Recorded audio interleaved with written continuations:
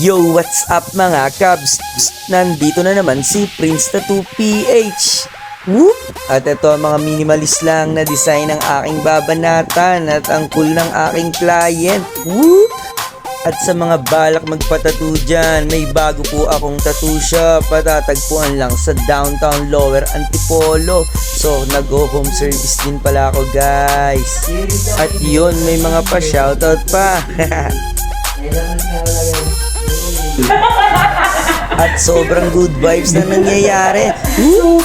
Hi guys! Thank you so much, Prince Tattoo PH, for doing my tattoo. Super sulit, super gaan ng kamay, and it's my first time. Actually, galing pa ako sa Baguio, and isa lang to, pero ginawa kong dalawa. Thank you. Salamat mismo. Eh, Guys, narinig nyo, taga Baguio pa siya, PMS na mura pero solido. Alam nyo na kasi na, whoop whoop.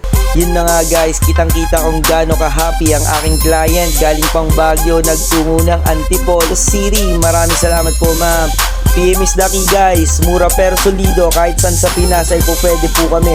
Whoop!